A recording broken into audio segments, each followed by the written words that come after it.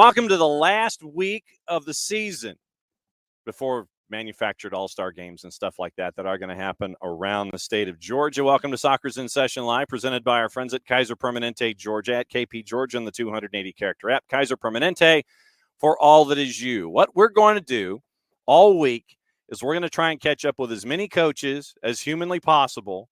The broadcast voices that are going to be doing matches on the NFHS network have already locked in Luke Winstel for tomorrow and Wednesday, Tuesday and Wednesday at 12:15. So we put out the bat signal to the broadcast crews. Anybody that wants to crash can. Any coach that wants to crash, if they don't have the link, they can text me and I'll send it to them. But what we're going to do, we're going to try to cover as many of the matches as possible. Coaches on the day before, especially if they got to travel. Coaches on the day of, if they don't have to travel, or if they're bored, or if they're on a bus, something like that. So no dilly, no dally zone, no wasting time. We're going to catch up with friend of the network, Bobby Jaworski, head coach at GMC Prep. What is up? Not much, John. Just getting ready for the game. All right. So there's a full disclosure. Before we come on the air, for anybody that's watching, we have a green room set up. And before we can activate studio spaces and things like that, we can actually come on before we're live and we can catch up and chat. So we got the chance to catch up and chat. And this is, I think, the first time that you've got to look at Office HD and all of its layout here when it comes to what's going on. Yeah, I will say this. For those that don't know the story, the boss had to actually reinforce the curtain rods because the scarf weight was too heavy. And so she found a way to reinforce the curtain rods back here to have all of these scarves that are a part of the discussion. And by the way, full-blown shower, definitely the shower rod, the multiple shower rod, the vertical helps out as well. So you can either reinforce it this way or get the triple decker, and that's what I have here. See, because I'm left-handed. My natural thing is to do this.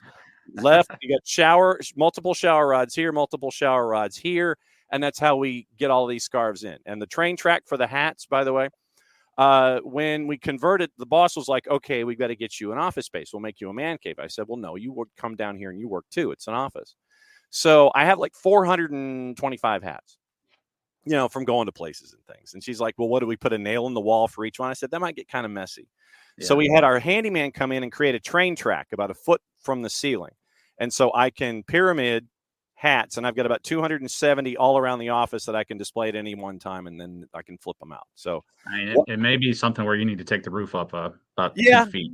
Add another, get some double deckers going.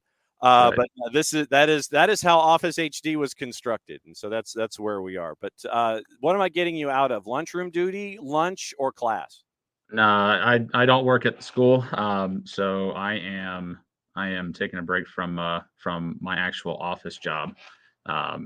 So just trying to get some stuff done before get back after it. How after you won in the semi, how much time did you give you, the staff, the team to sit there and take a collective breath before knowing that you were going to have to do this all over again? Was there any celebrating or what? No, there definitely was. What kind of ended up happening though was after the game, my youngest son had a rec tournament over in McDonough. So my wife, my kids drove up, and so immediately after the game, I left the bus, jumped in the car, and I drove all of them down to McDonough. So we kind of had a total separation from the team. Everybody got to kind of just calm down, soak everything in, and we chatted up with our group over the weekend, just make sure everyone was still focusing on the task at hand. But it took a little while to decompress and calm down. The emotions were, flying pretty high once we hit the road. But yeah, yesterday after we got back home, I mean, everything seems to be pretty good. We're locked in. 16-2, obviously 6-0. You ran through region. You were number one, Area 3, Team 1 going into the playoffs. You get the first round bye. You get to watch everybody else. Then you had some big distance wins against Washington Wilkes and Macon County before you get to the Final Four in Class A D2. When you have to travel from Milledgeville to Dalton, logistics and timing and working your way through Atlanta or around Atlanta to get to basically Chattanooga to go play Christian Heritage. I don't think a lot of folks necessarily understand the travel aspect in all of this. How much of a challenge is that, especially for the smaller schools and the smaller classifications, to pack everybody up to go from Milledgeville to Dalton for a semifinal? Honestly, we timed that up so perfectly. We left about 11:15, and we hit the road, hit I-20, and our goal was to get past Atlanta before we could stop and eat lunch. And believe it or not, we made it up to, I think it was um, Marietta. Wow. What's the big mall that's up there? Town Square Mall. Yeah. Um, and we stopped in, went to the food court, just kind of chilled out for about an hour just to kill some time. And then we hit the road. And immediately after we do that, some of the parents hit their group and they were saying, "Hey, just be aware there's lockdown traffic on 75." Um, right as you're going up towards Marietta, I was like, "Thank God, we made it through." So no, we got up there a couple hours before kickoff. We met the AD, and he got some space for us. We were good to go. Everybody up there was super positive, super great. They had actually just had this massive dump of rain, so they had football practice on their field, so they were actually trying to scrape all of the grass clippings that had gone onto the field. To get all that back under control. But their drainage was great, and everything was set up ready for us when we started our warm-ups. So Senior leadership has been there for you, especially putting the ball in the back of the net. I think you've got 2 players that are double figures, and then four players double figures. That's what happens when you scroll down a page. 103 goals in the season in 17 games. So you're having me do math. That's like close to 6 a match on average. I mean, when you have this kind of offensive output, do you have the time to sit there and go, man, this is crazy that we're putting these kind of numbers up on the board? I mean, that's some solid stuff going north of 100 goals in a season.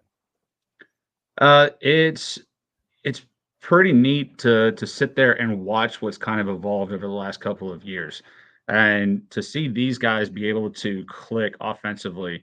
And most of it just kind of happens based on how we move the ball around.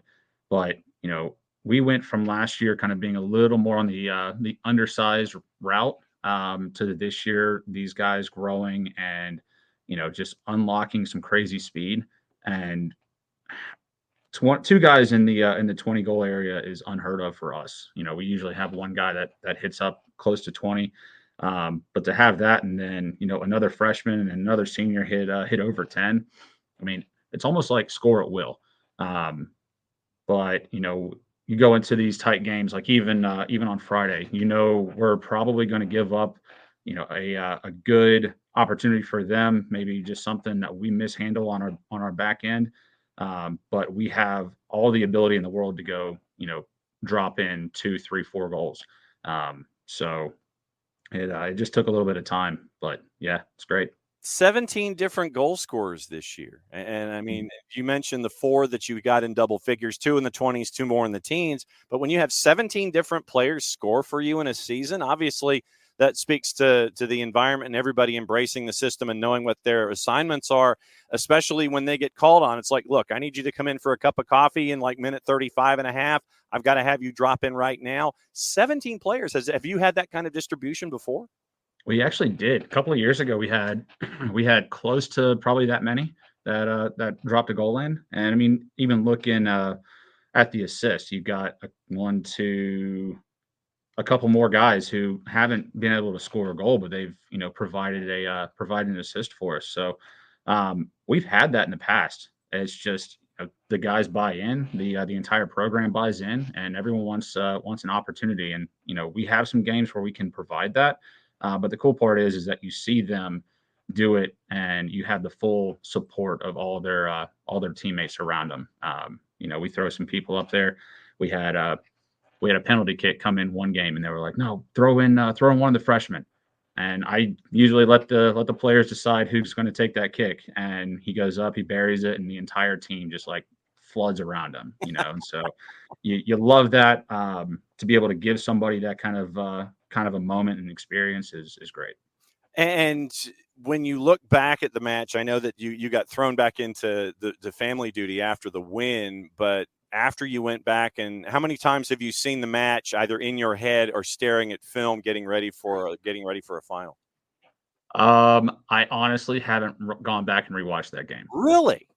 Yeah, I had to separate and take a break. It was, full necessity to do that. The only thing I went back and watched, so we gave up a goal, first 5 minutes of the game, and then it was, receive just wave after wave of pressure. Christian Heritage was on the front foot trying to just take us down, and they played awesome. But 15 seconds left. That's kind of the clip that I honed in on. But 15 seconds left, we're in our defensive half. Our left back clears the ball up in the air. Our striker drops down below the circle to receive it. Our 10 starts an immediate run forward. The striker turns, plays the ball immediately through. 10 runs it down, and we're sitting there hollering at him how many seconds are left on the clock, and he literally strikes the ball and it hits the back of the net as the horn goes off.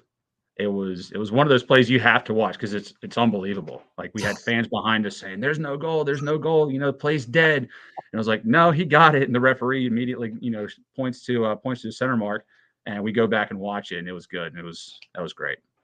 So, what has study hall been like getting ready for Atkinson County, coming out of the left-hand side of the bracket? And they're making strides in both the boys and the girls side of things.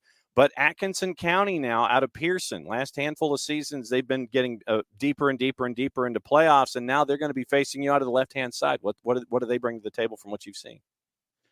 Honestly, really haven't seen very much. I was able to get some film this morning from one of the coaches at Coffee, and gonna really try to dive in and break that down.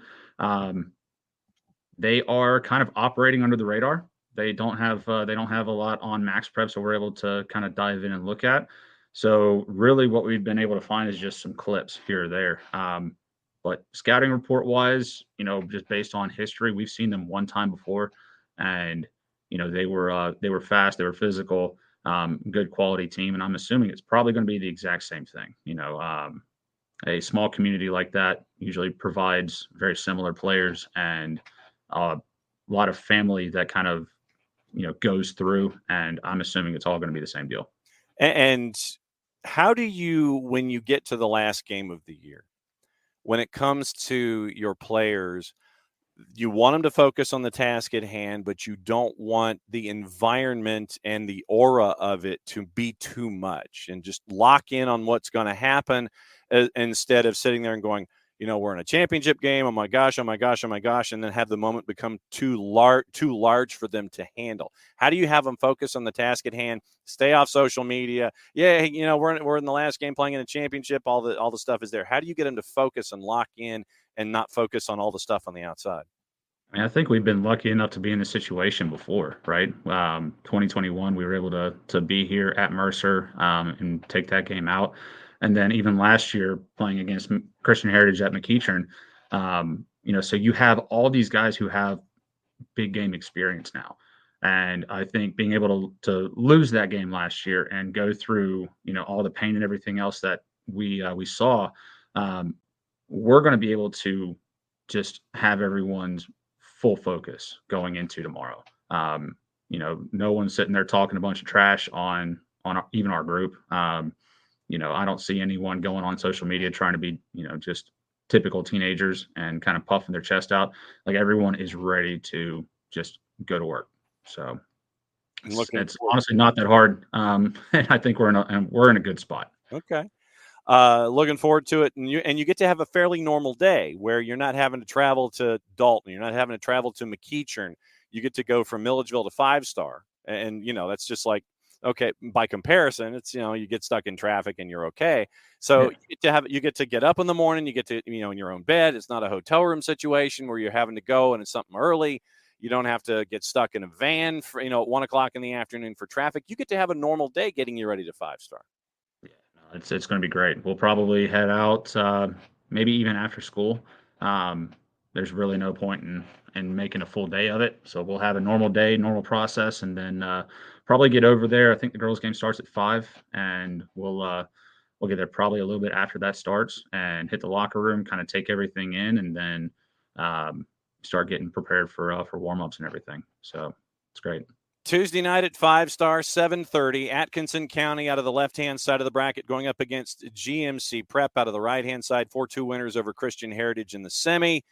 Atco and GMC Class A D2 boys. Second final of the day at 5-star in day number 1. Coach, it's always great to catch up with you and find out what's going on down there in Middle Georgia. Good luck in the matchup tomorrow. Figured we'd knock on your door a little ahead of time so we're not bothering you on the bus or having you on a mobile device at 5-star going, I'm here, don't talk to me. One of those kind of things.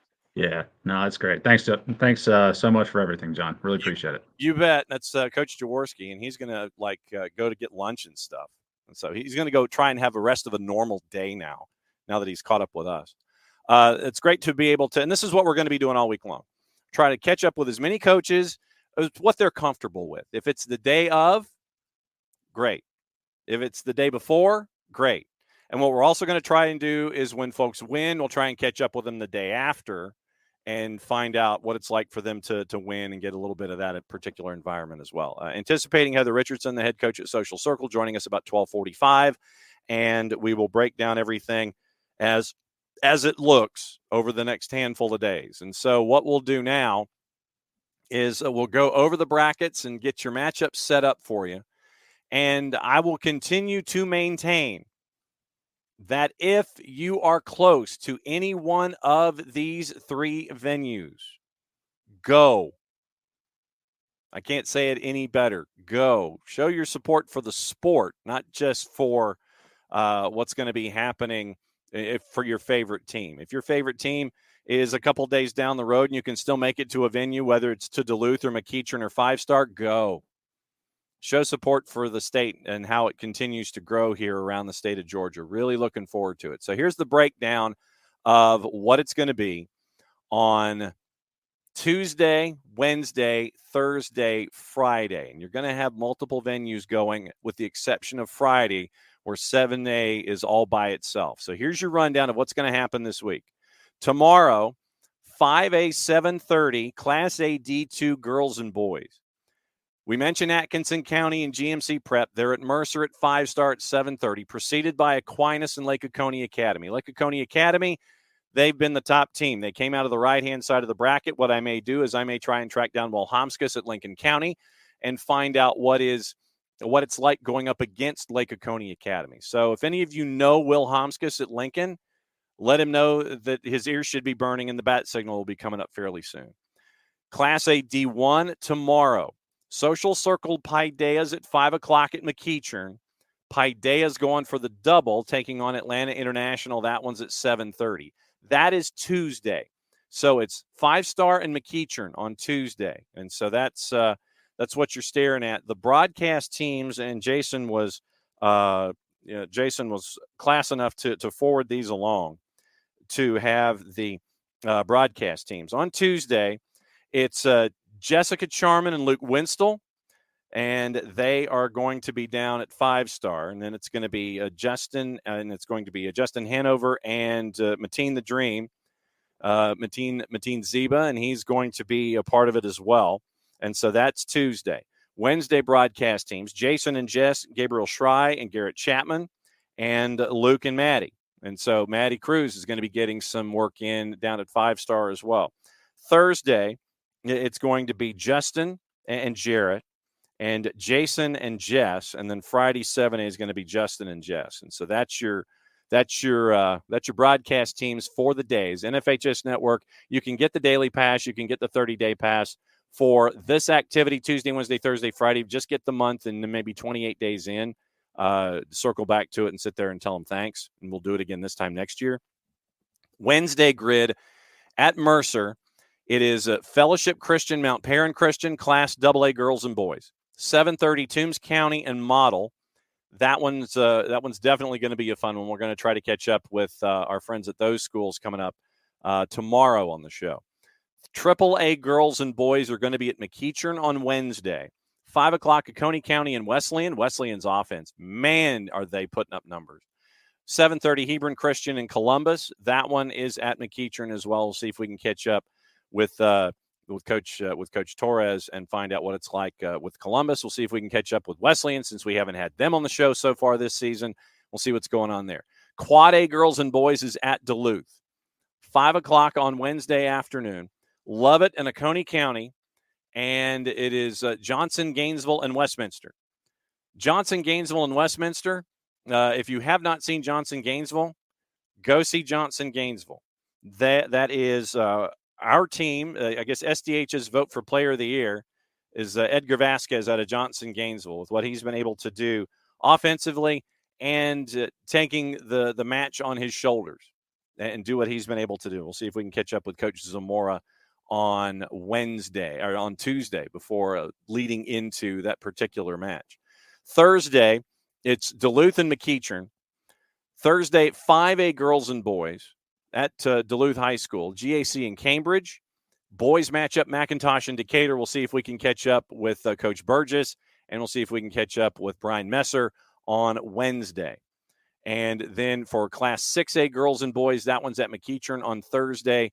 Girls are at 5 o'clock with Roswell and Marist.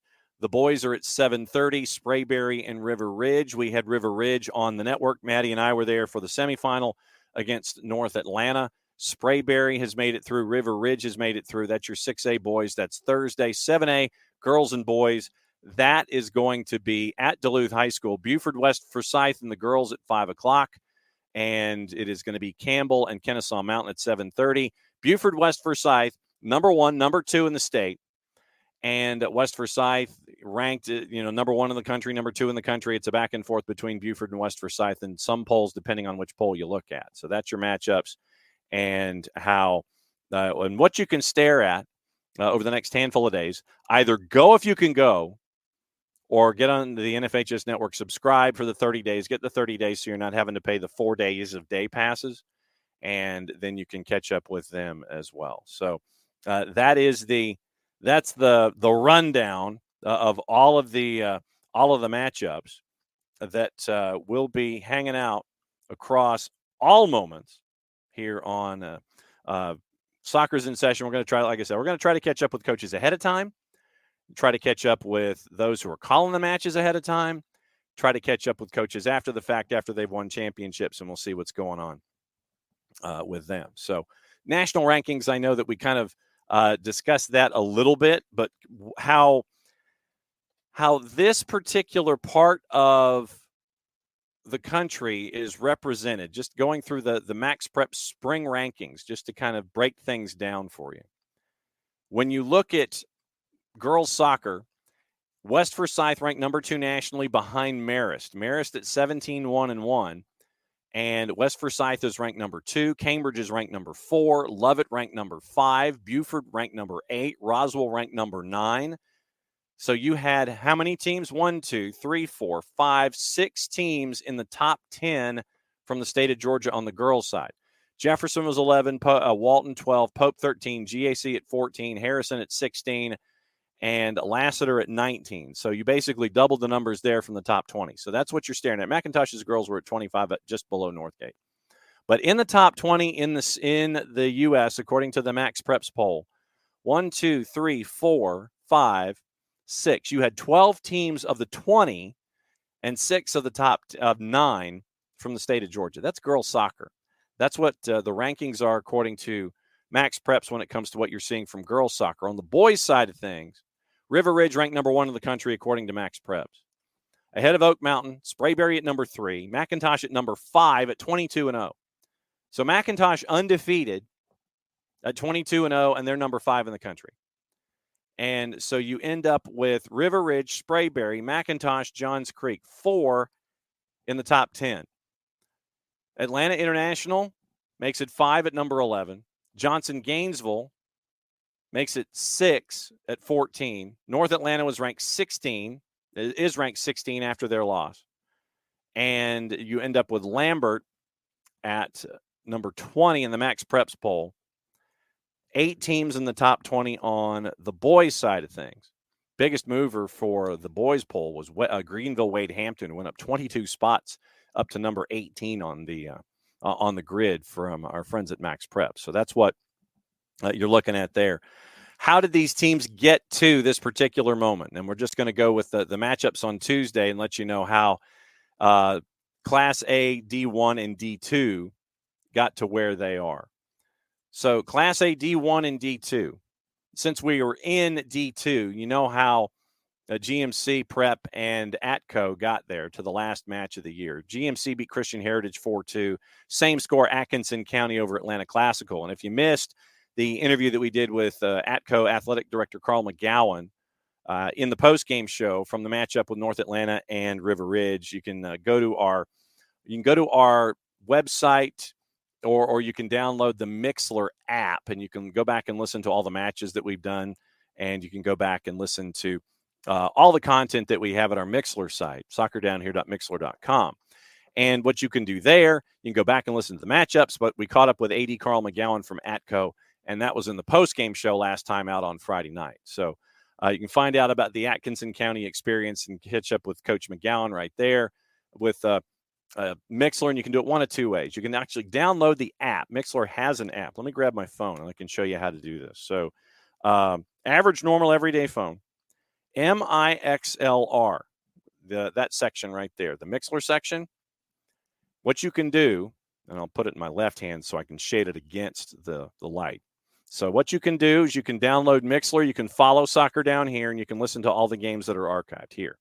MIXLR, download the app, set your notifications, follow who you want to follow. It's got to be, you've got to include Soccer Down Here and SDH2 as a part of that. But you can download the Mixler app, or you can go on the web to the full web address at soccerdownhere.mixler.com. And you can follow along there. If you like to do stuff on a computer, download the app on your phone. You can listen on your phone. So that's how you can check out all of the archives. We unfortunately cannot do any kind of audio for the championships. First off, we'd like to thank the GHSA for letting us do playoff games themselves.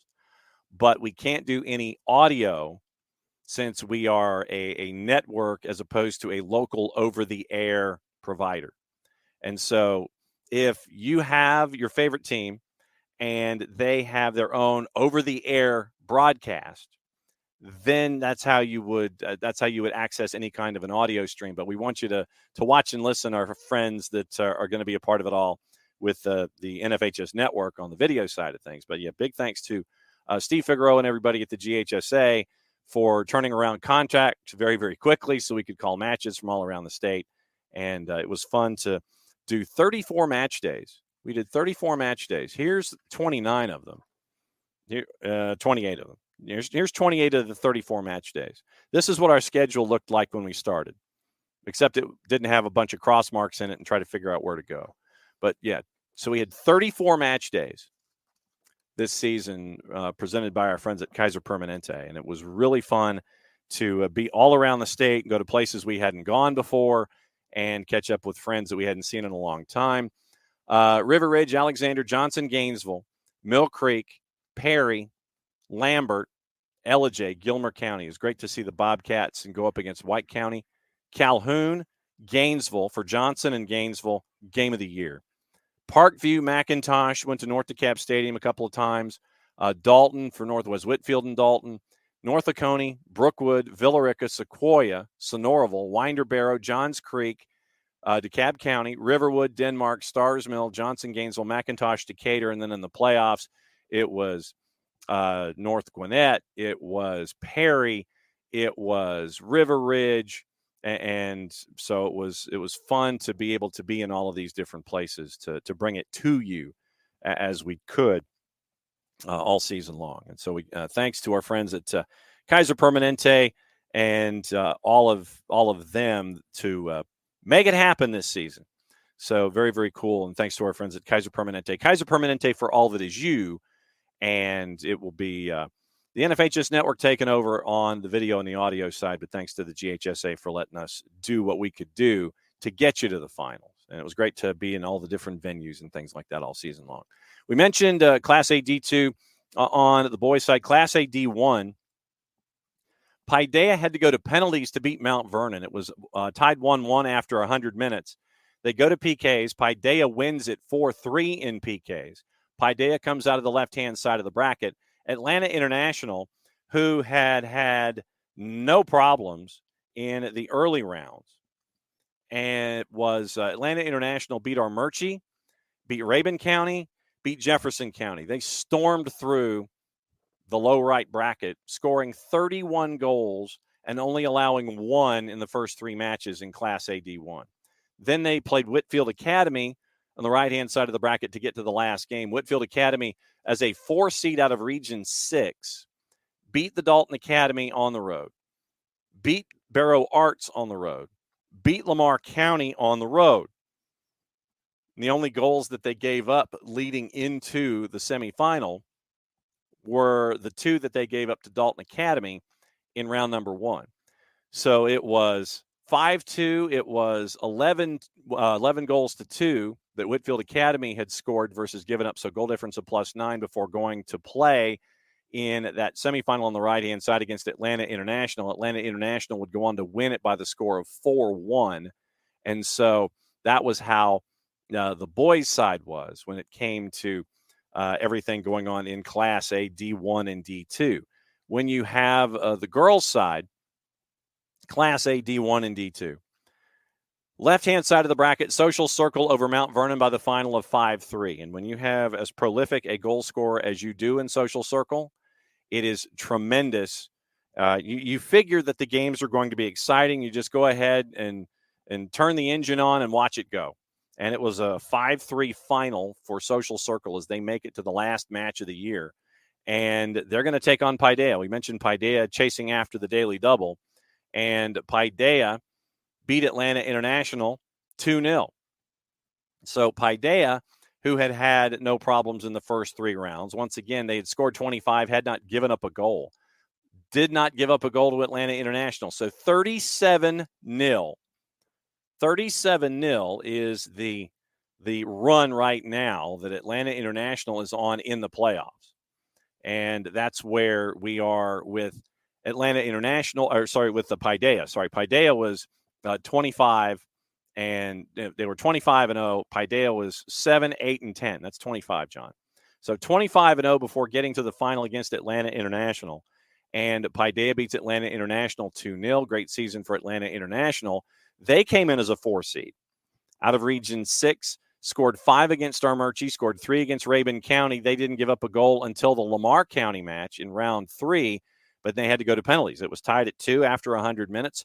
Atlanta International wins at 4-2, and you end up with Atlanta International getting to the semifinal on the right-hand side. Paideia got the win, and that was how you ended up with Paideia chasing after the daily double, Social Circle chasing after yet another championship in Class A on the D1 side of things. D2 side, D2 girls, and once again, you're looking at teams making deep runs and not giving up a lot of goals.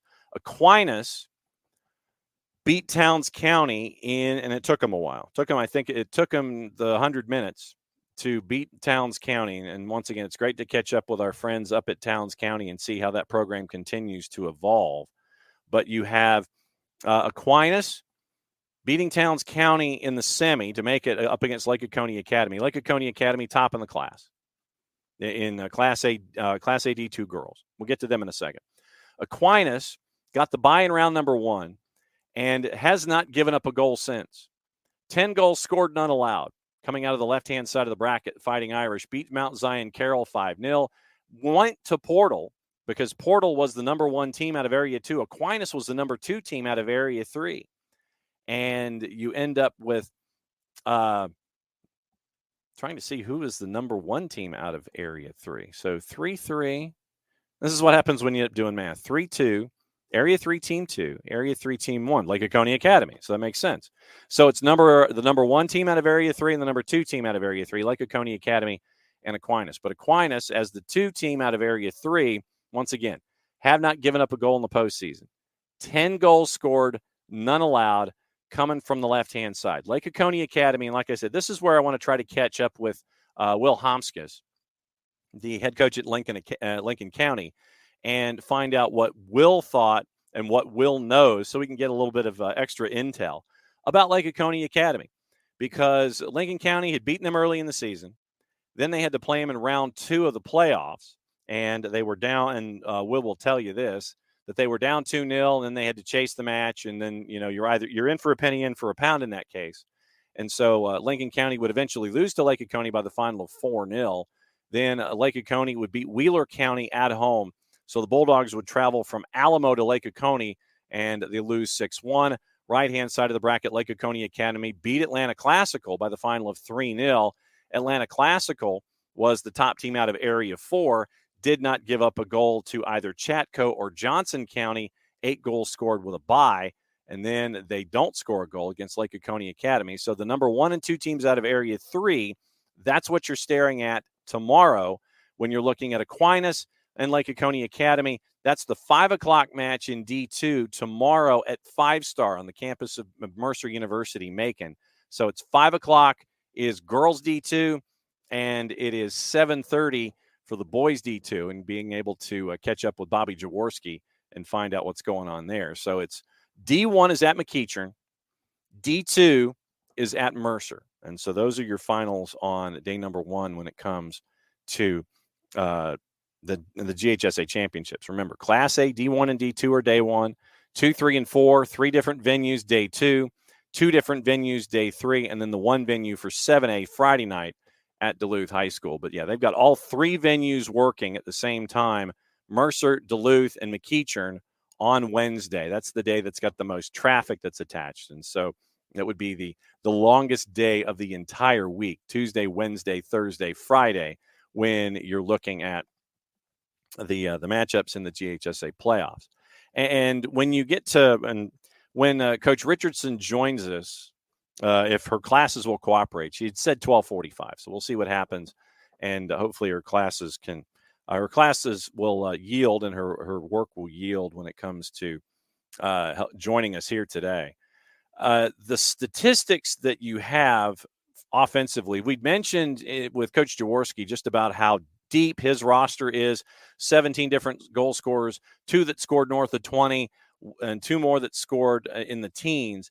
When you have a player like Peyton Brooks, and Peyton Brooks has scored 57 times this season, 57 times. And it's just insane to see that kind of a talent. So Peyton Brooks, 57 goals, 27 assists for Social Circle. And Social Circle in their season, and you're going to have me do math again here. Social Circle doing, so in 20 matchups, 17, 2, and 1. That's how you end up. You go through your region. You score 108 goals in 20 matches. So 8 over 20, so 5.4. A little over 5 goals a match. And that's what you're looking at with Social Circle. They've given up 34 in 20, so that's given up 1.6. But when you're scoring a 5.5 and you're only giving up 1.6, you don't have to worry about it a whole lot. But for a Social Circle to get to this particular point where they are ranked top 150th, top 150 in the country, blow through their region, win 17 of 20, you end up with a matchup where they beat Lake Oconee Academy early in the year, beat them 9-0. That's what you're getting with Social Circle here, coming out of the left-hand side of the bracket with them. Then you've got the goal, just the number of goals that they've scored. I don't want to mention opponents, but they put up a lot of goals. 5, 7, 10, 5. At Winder Barrow, they won 2-0. Oglethorpe County was a shootout, 5-4. 6, 4, 2, 5, 10 against Jasper County in region. 3, 7. Then they lose to Ace Charter, a higher classification side. No shame there, because that's what you want to do. You want to challenge yourself. And so you challenge yourself with Ace. You challenge yourself with Jackson County. Then you draw Dutchtown. Those are the only 3 matchups that were blemishes for Social Circle this season. And it's at Ace Charter. So what you have to do is you've got to pack up. You've got to leave Social Circle. You've got to find out if you're going to cut through the forests on 319, I believe, and work your way to the Gray Highway to go down toward Macon and catch up with Ace Charter that way. Then Jackson County comes to see you and you lose 6-2. Then Dutchtown comes to see you, and that was your only draw on the season. That was a 1-1 draw back on April 11th. And so April 11th, there was a stretch. There was 3 matches in a 4-day stretch that we get to ask Coach Richardson about. 3 matches in a 4-day stretch where you're on the road, you lose 3-0, you come back home, and then back-to-back, you end up losing 6-2 and you drew 1-1.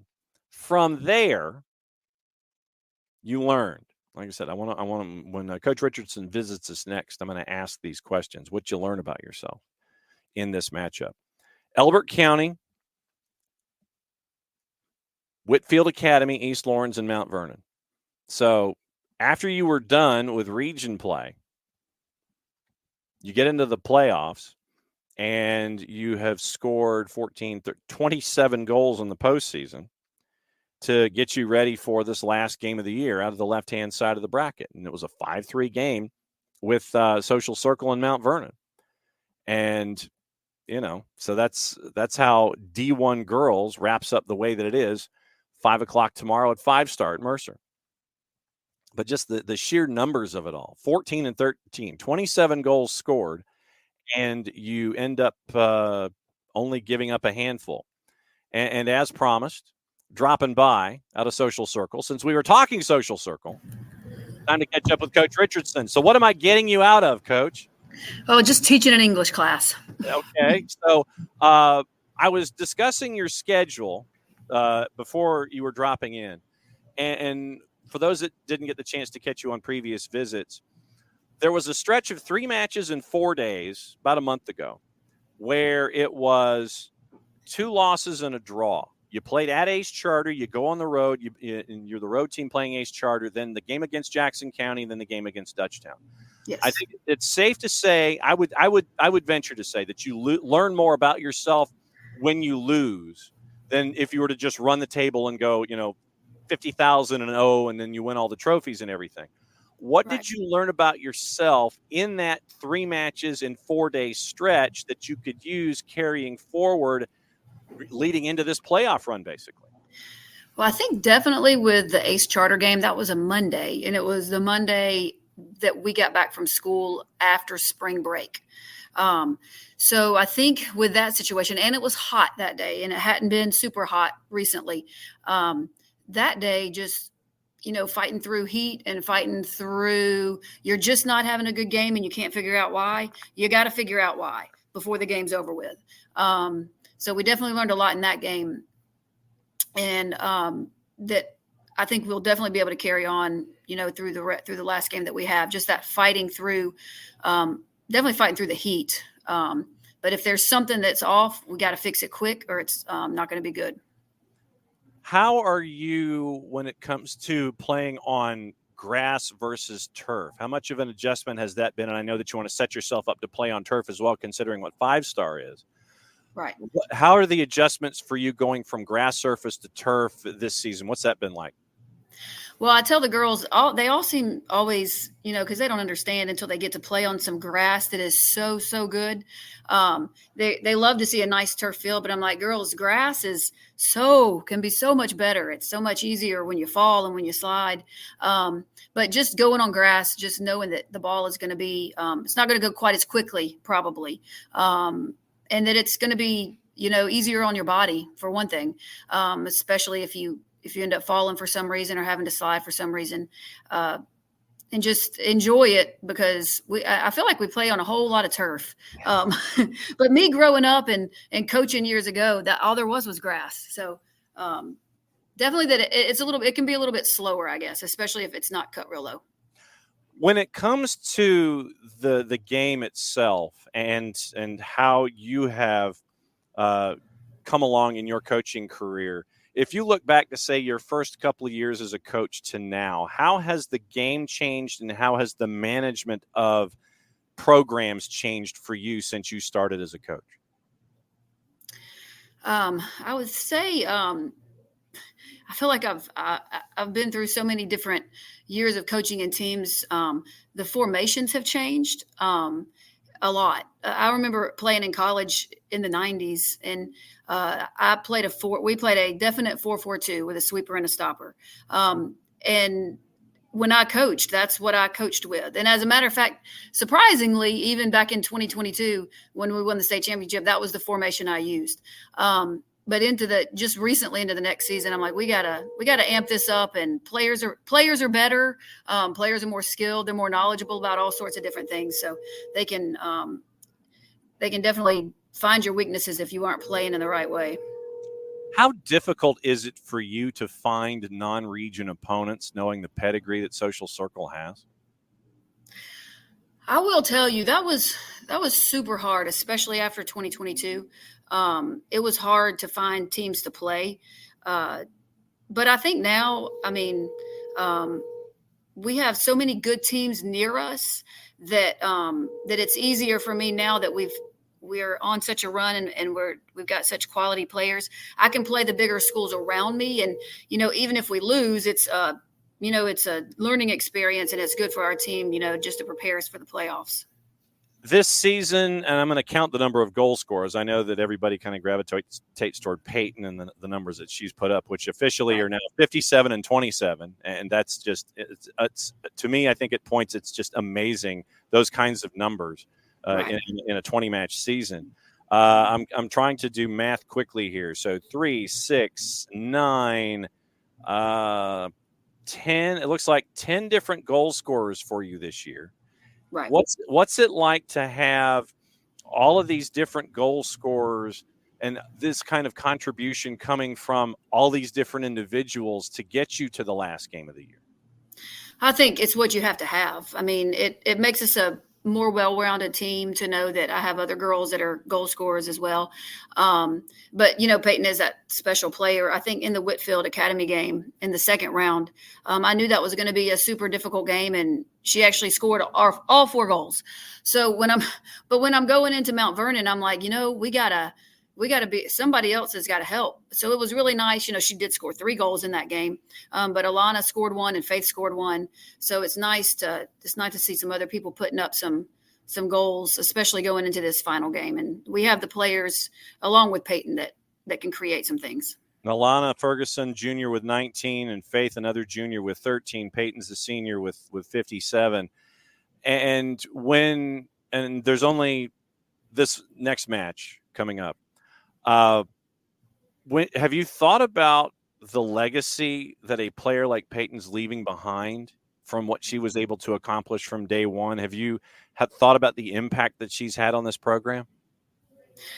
Yes, very much so. I mean, she's had an amazing impact on this program, and not just because she scores a lot of goals, just because of the player that she is. Day in and day out at practice, at games, you never see a different side of her. You see the hardworking, always ready to play, always ready to give it her best.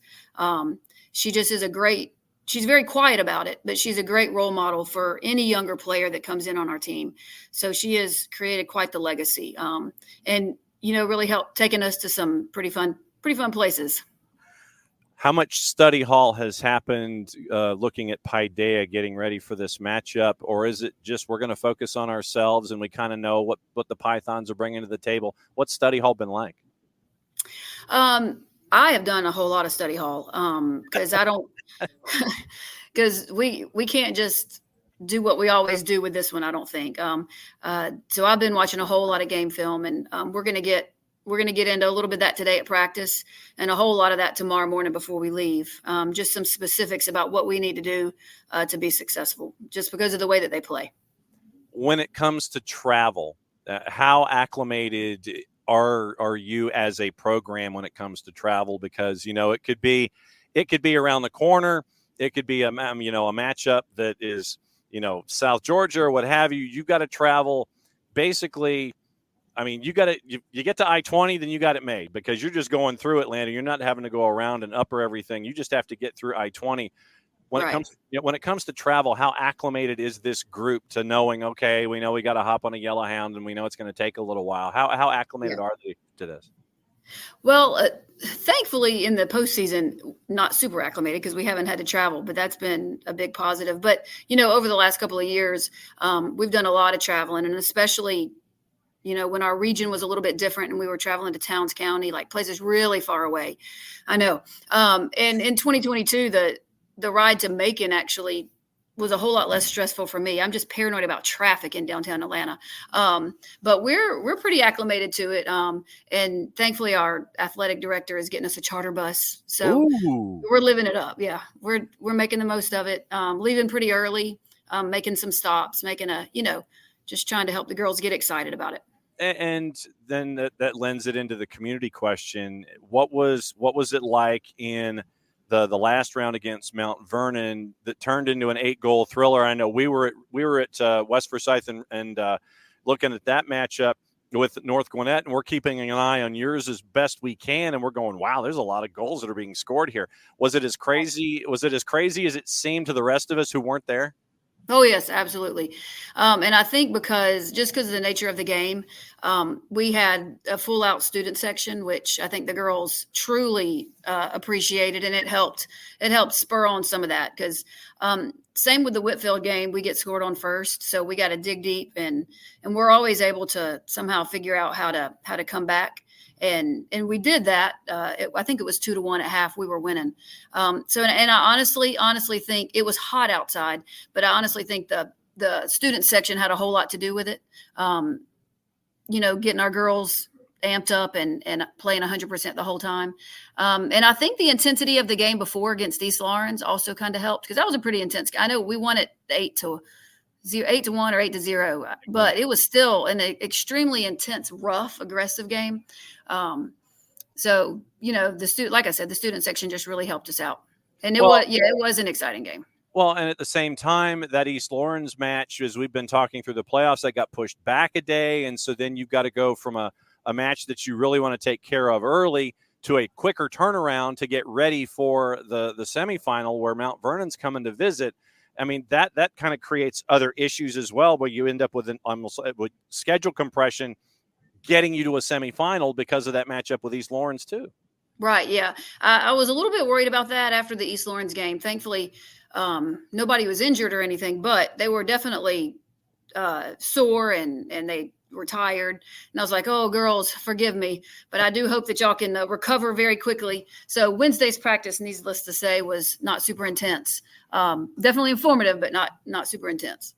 Heather Richardson hanging out with us for another minute here on Soccer's in Session Live, presented by our friends at Kaiser Permanente. Kaiser Permanente, for all that is you.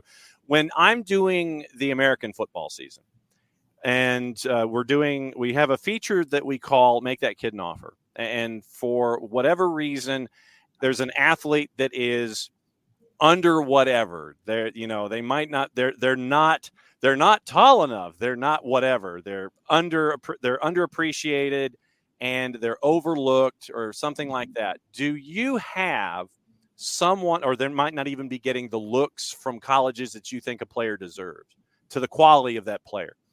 Right. When it comes to your roster, is there anyone that would fit that Make That Kid an Offer moniker of they really need to be looked at, or they're not being looked at to the quality of the individual? Does someone fit that Make That Kid an Offer grouping for you? Probably I can think of maybe two right now. Faith Young, definitely. My center midfielder. She did make first team all region. So, I mean, she's not completely overlooked by any means. But she just does a whole lot of work in the center midfield that sometimes goes unnoticed. I think last year she was our assist leader. This year, I think Alana is, but she is just a workhorse and she loves the game and she's smart and just plays really, really hard. And probably another, she's a ninth grader, which is probably another reason why she may be overlooked, but she's a defensive center midfielder, Taylor Bramlett. Doesn't score very many goals, doesn't have many assists, but such a good athletic player that I think has a big career coming ahead of her. So what is Peyton's future, by the way? She actually is committed to play at Truett McConnell. Okay. All right. So NAIA. All right. Truett McConnell. I know where Truett McConnell is. I know how to get to Cleveland. So that's, yes, very good. Yes. Thanks for ducking out of class. And if you get into any kind of trouble, just blame me. It's like, look, I had to do it. I had to do it. I had to do it in a talk show. Safe travels and good luck. And we'll be definitely catching up with you down the road. Thanks for everything that you've done this season to help us out and tell the stories of what's going on. Soccer's in Session and the high school game here in the state of Georgia. Go get some lunch or something and blame me. I will. Thank you. I appreciate it. Thanks for having me. That's Coach Richardson at Social Circle. She puts up with me a lot. And I wanted to find out about Peyton Brooks. Peyton Brooks, two-sport player, soccer, volleyball, and she's an outside hitter for varsity volleyball. And right now, her numbers are insane. Insane. 2 words worth of insane. 57 goals, 27 assists, 141 points on the season. But with Social Circle, here's how it breaks down for them offensively. Once again, 108 goals scored in 20 matches. So you're looking at 8 over 20, so 5.4. Peyton Brooks has scored 57. Alana Ferguson has scored 19. And Faith Young has scored 13. Assists, well, obviously, Peyton leads them with 27. Ferguson with 16. She's coming back next year. Young with 12. She's coming back next year. So you've got that with Social Circle. You also have 1, 2, 3, 4, 5, 6, 7 other scorers of goals, including several underclassmen for this roster. And once again, assists, there are 10 goal scorers. There are 12 contributors this season for Social Circle as they get ready to take on Paideia at McEachern tomorrow. And so looking forward to that one as we go. And like I said, tomorrow's rundown, tomorrow's matchups, NFHS Network, and it is Class A D2 at Mercer, 5 and 7:30. Aquinas Lake Oconee Academy, girls first, ladies first. Then the boys, Atkinson County and GMC Prep. Great to have Coach Jaworski on with us here to bat lead off today to break things down in his particular matchup against Atco. Then Class A D1 girls and boys. Once again, Heather Richardson, the coach at Social Circle. Great to catch up with her and see how things are for Social Circle as they get ready to take on Paideia. Paideia chasing after the daily double, Class A D1 girls and boys. Social Circle, Paideia, 5 o'clock at McEachern tomorrow. 7:30, it is Paideia and Atlanta International for Class A D1 girls and boys. That's your rundown for Tuesday. 3 venues going on Wednesday, 2 venues going on Thursday, and then 7A has it all to themselves Friday night at Duluth with Buford, West Forsyth, and Campbell and Kennesaw Mountain to determine who's going to win the last matches of the season when it comes to the girls and the boys. But that's your rundown of everything that has that's going on today. Once again, thanks to Coach Richardson at Social Circle as the Redskins are 17-2-1, 6-0 in region, nationally ranked inside the top 150, ranked in the state of Georgia 32nd according to the Max Preps poll. They beat Mount Vernon 5-3 to get out of the left-hand side of the bracket to take on Paideia. Paideia, girls and boys, they're going to be pretty busy at McEachern tomorrow. So tomorrow, the rundown is as follows. We are going to be chasing as many folks as we can that are attached to the Wednesday matchups. So that means we're going to reach out to Toombs County. We're going to reach out to Model. We're going to reach out to Oconee County. We're going to reach out to Wesleyan.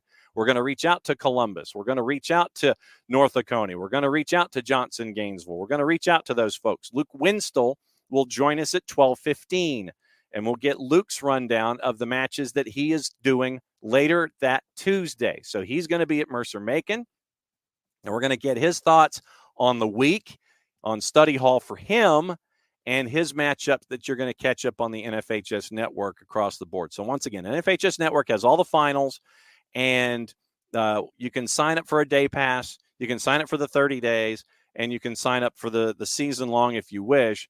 But just sign up for the NFHS Network. You can catch the 4 days of matchups across the board. Heavy SDH footprint when it comes to all of the activity that's there. And it's friends of the show across the board. It is Maddie. It is Luke Winstel. It is Jess. It is Jason, Justin Hanover, Mateen Zeba. Garrett Chapman is a part of it. We got a lot of folks that are attached to it. And so Jarrett's going to be a part of it too. So it's all right. So here, one more time. Tomorrow it's Jess and Luke and Justin and Mateen. So Charman, Winstel, Hanover, Mateen Zeba, Jason, Jess, Gabriel Schrei from Chattanooga, Garrett Chapman, Luke and Maddie. Thursday, Justin, Jarrett, Jason, and Jess. It's all J's this year. And then Justin and Jason on Friday doing 7As. So that's what the rundown is. And that's what we're going to be talking about here. Noon Eastern every day. And when championships are decided, we'll try and catch up with folks and get their thoughts about winning titles and things like that. We'll try to catch up with them there as well. It's another day of Soccer's in Session Live. Thanks for hanging out with us once again.